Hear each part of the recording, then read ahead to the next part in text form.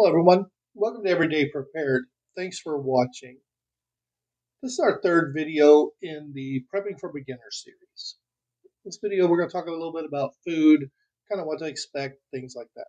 But before I get into that, I want to just talk a little bit about another situation. Okay. I've seen this a few times, and honestly, I have fell victim to it myself.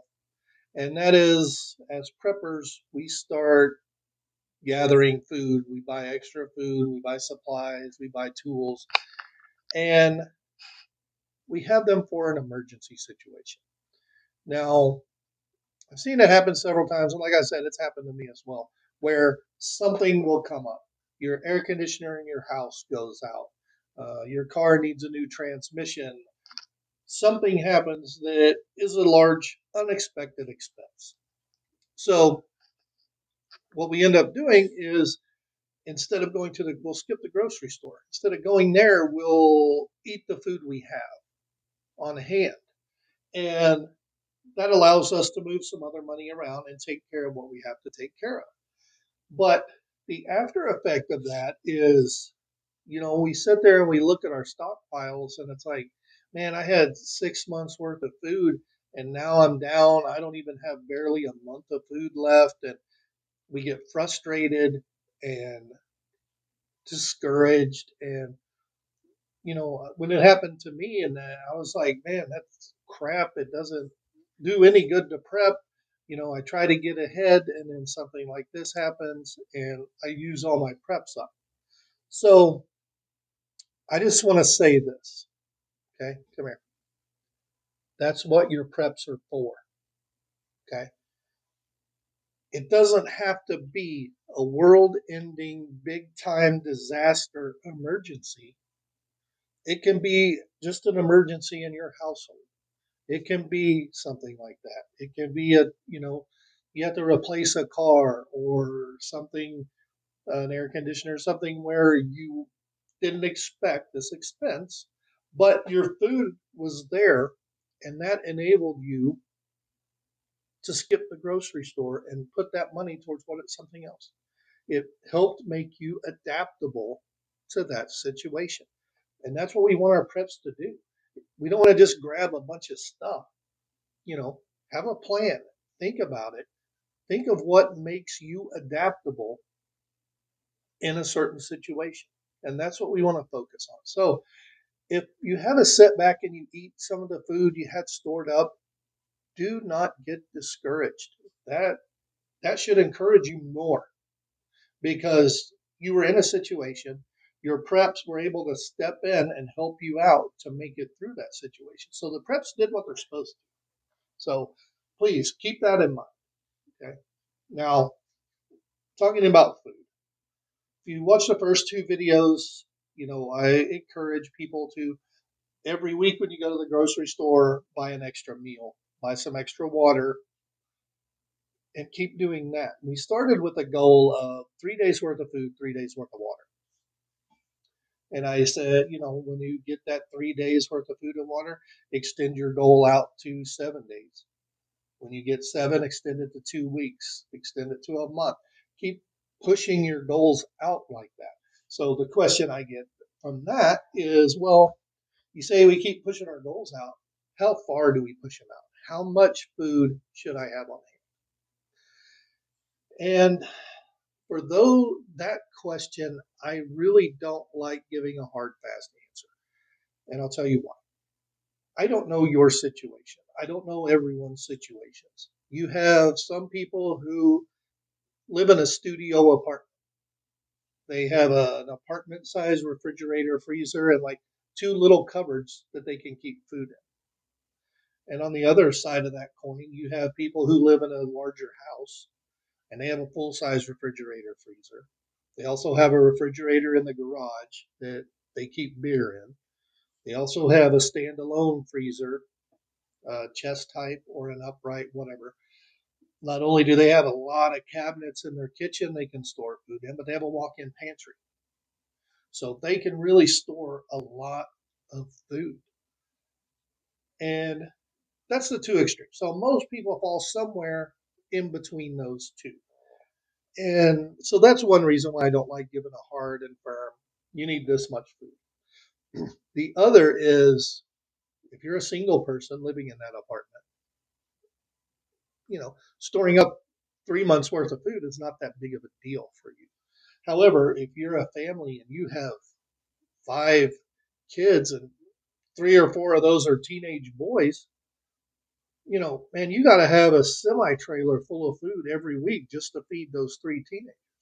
So, how much food you get can vary a lot.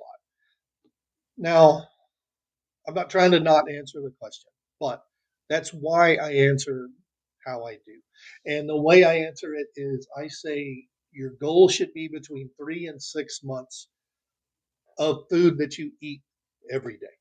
3 to 6 months worth of that food you eat every day, plus some rice and beans thrown in there for good measure. And we always say rice and beans because they're cheap, they're compact, easy to store, and they're not really hard to fix. And they're very adaptable. You can have them with a lot of different dishes. You can use them in different soups and stews and stuff to stretch them out, make them last longer. So I count that in with the food you eat every day, even if you don't eat rice and beans. So my plan on there, you get 3 to 6 months worth of food. Now, once you get somewhere in that range, 3 to 6 months, you start expanding out. That's when I look at the canned soup, canned stews, canned pastas, canned meats.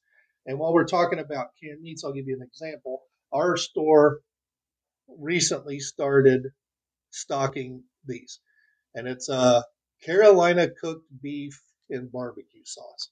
They have the beef and they also have a pork. So we saw them there. It's like, hey, let's get a couple cans. We'll try them out, see if they're any good. And I will tell you, this beef one is absolutely disgusting. I will not be buying any more of this. Now, a lot of preppers out there hear that and they say, well, yeah, it might be disgusting, but if you're starving to death, I'll bet you'd eat it. And that's correct. I would. If we were starving to death, I'd happily eat this. However, this was $2 or something. We'll say $3. I'm not going to spend $3 on this little can of stuff I don't want to eat when I can spend $3 and get a can of tuna or a can of chicken or a can of SpaghettiOs or anything else that I would rather eat. I'm not going to spend my money on things I don't want to eat just because, well, you eat it if you're starving. Of course. I'll eat tree bark if I'm starving, but I'm not going to stockpile tree bark, right? So when you go on these things, try them out. If you don't like them, don't get more. If you do, buy them, stock them up, kind of put them in your rotation, have them to eat every once in a while. Excuse me. So that's what I start. I start adding in those. They're pre-made meals, and in those I also count MREs and like the camping meals you see. If you've never tried the camping meals, try one. Go to Walmart, has them in the camping section. I think they're the Mountain House brand. The next time you're at Walmart, go swing by camping section, look at what they have in stock. If they have chicken and rice or lasagna or chili mac, something like that. Get one that sounds good to you, take it home and try it. Those, all you have to do is so much water, get it boiling, dump it in, kind of fold it up, let it sit there for a few minutes, and it's done, ready to eat. And a lot of those camping meals like that are very good. They'll surprise you a lot of times. So try those out. MREs, we keep MREs on hand. Carmen and I both, when our kids were younger, we would have MRE night. Kids love it. They'll sit down, they get to make their own, go through the box, pick out what MRE they think sounds good and mix it. And, I'll try a little bit of yours. You try a little bit of mine, see which one you like best. And it's really fun. So that's when I start adding that stuff in. So once you start getting those, and I'll say those extend out to 6 to 9 months. And again, it's however much room you have in your house. Now, the good thing about the camping meals and the MREs that you're not eating every day, you can stick those in a closet and don't worry about them. So you have a little more leeway on that kind of stuff for storage. So after that, and while I'm buying those, also start buying garden seeds and make sure you're buying garden seeds that are heirloom seeds, not the hybrids. The hybrids you'll get, like if you get hybrid tomatoes, you'll get bigger, more tomatoes than you will from the heirloom seed. But the heirloom tomatoes, you can take the seeds out of those and plant them next year. So that's the main difference there. Start getting those little seeds. You don't have to go out and buy a big prepper seed pack because I've looked at those and I've thought about getting them, but it's like, well, yeah, I only want to eat about half the stuff that's in there. And the other half I don't care about, I don't want, I don't like. So I just buy my own seeds. And right now it's springtime, everyone's putting gardens out. Everywhere has garden seeds.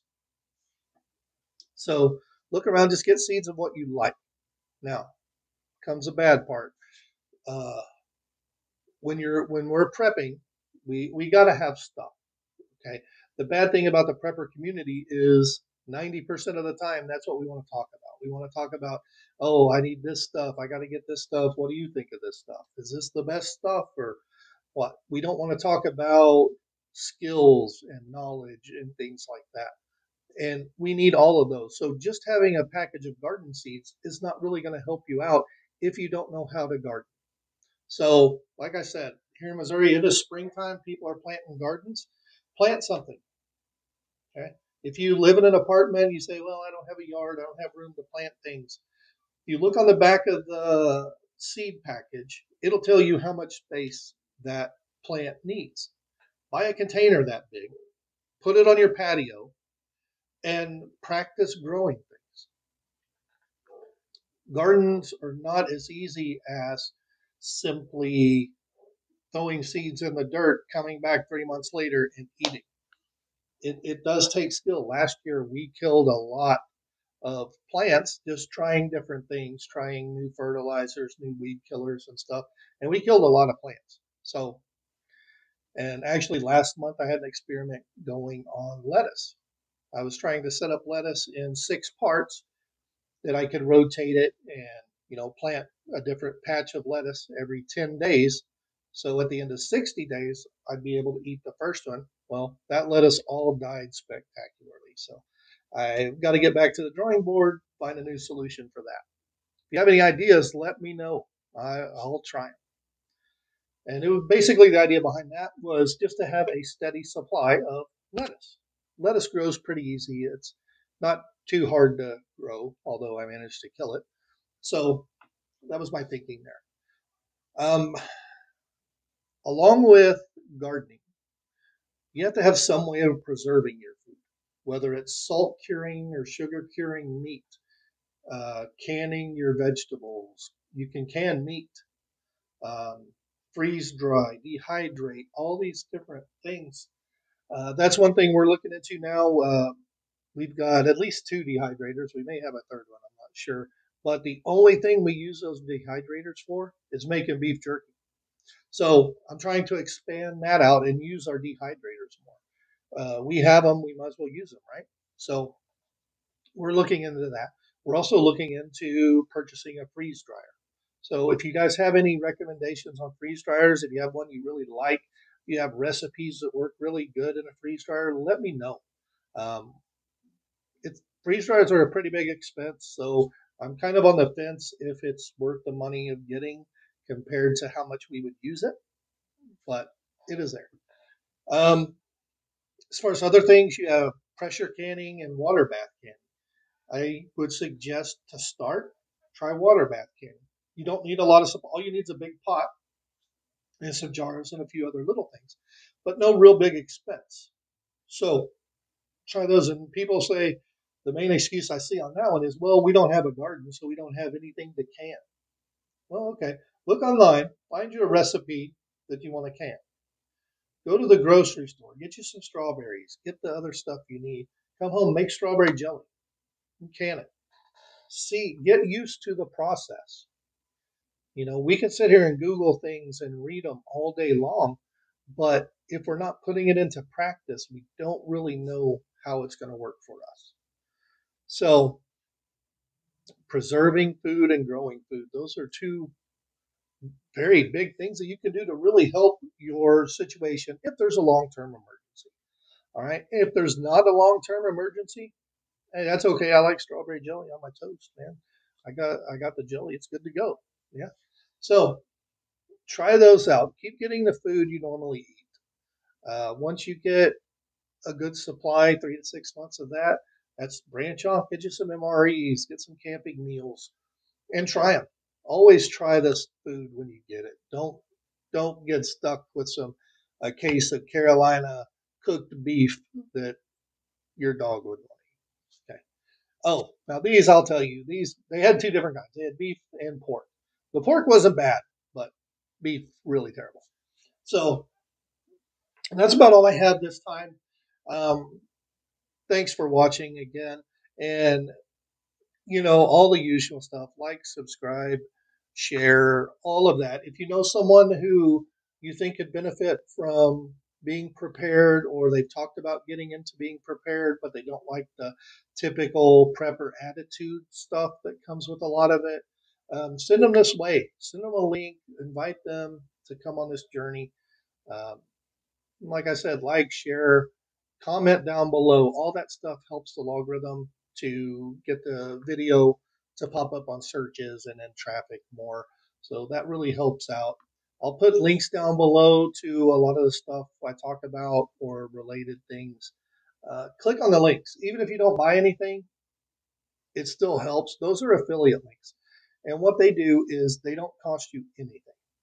But if you click on a link, if you buy something from Amazon on it, it takes a couple cents out of Amazon's pocket, gives it to the channel, so we can keep making these videos and testing things and doing that kind of stuff.